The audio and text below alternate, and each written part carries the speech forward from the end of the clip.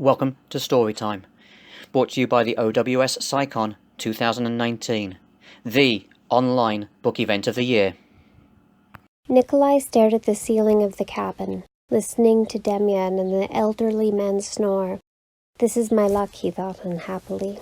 He rolled onto his side and picked at the golden wallpaper. Above he heard the sound of rushed footsteps. At least I'm not the only one awake. A few seconds later a loud boom echoed through the ship. Nikolai felt the bed and walls shake. "Nikolai, what are you doing?" Demyan asked sleepily. Nikolai heard a second boom and Demyan jerked awake. "What was that?" "I have no idea," Nikolai said, jumping down to the floor. The girls appeared in the doorway. "Is the ship being attacked?" Anya asked. "Are you all right?" Zoya added. The elderly man stirred from his sleep. "Sir, the ship is being attacked," Nikolai told him, offering a hand to help him out of bed. "Go back to sleep," the man said grumpily. "The guards will take care of it. Silly kids." He pulled his blanket back over his head and rolled over. Another boom sounded and the ship shook especially hard. "What do we do?" Lilia asked her friends. "Should we stay in our cabins?" "I'd say that's a good idea," a strange voice said behind her.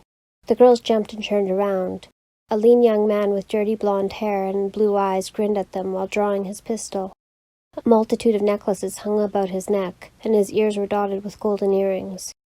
"I suggest you go back to your cabins and hand over any valuables." "We don't have any valuables," Zoya lied. The young man seemed surprised by her and stepped back, eyeing her quizzically. It took less than a few seconds for him to compose himself.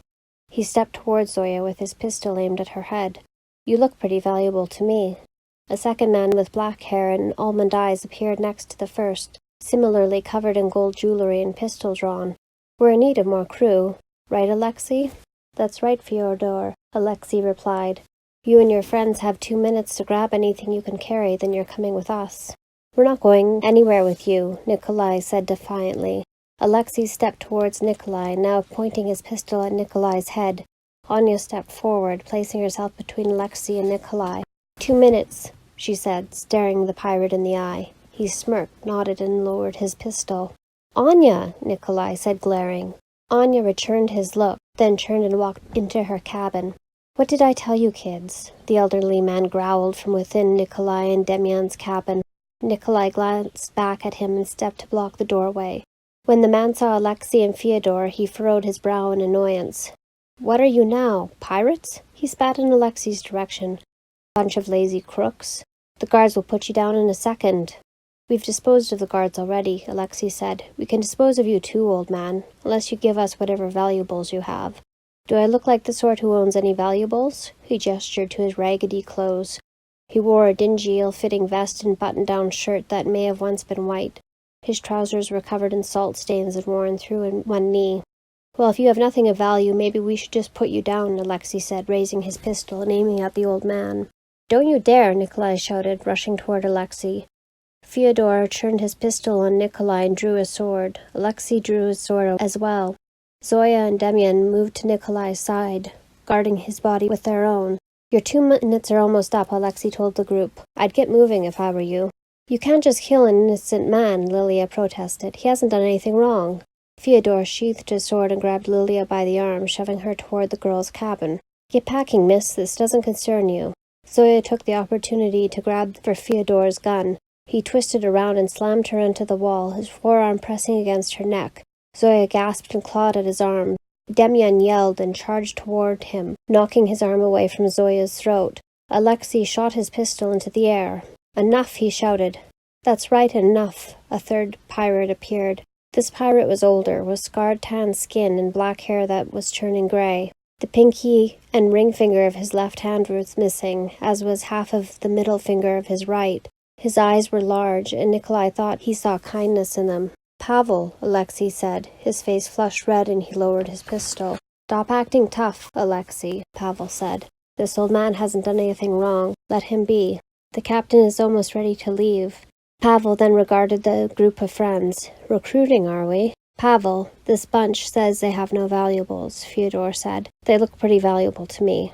So try not to damage them," Pavel smirked. "Let's go. The captain is waiting." Pavel's presence seemed to pacify Alexei and Fyodor, who watched silently as the friends gathered their things. Nikolai and Demyan packed quickly. then joined the girls in their cabins to help them.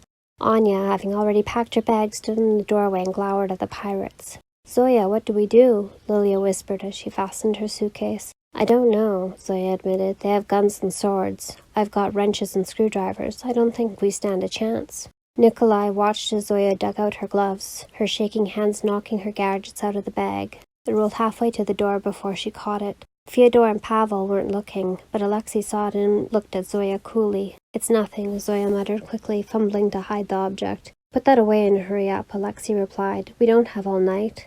Zoya exchanged a concerned look with Nikolai as they finished packing and stood. "All right," Pavel announced with a smile. "Let's go introduce you to the captain."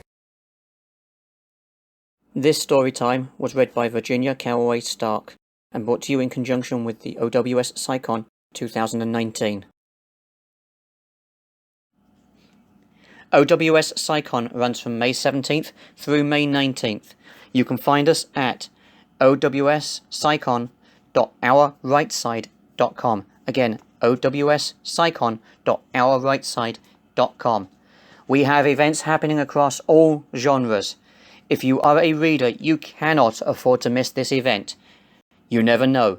You may just find your next best read.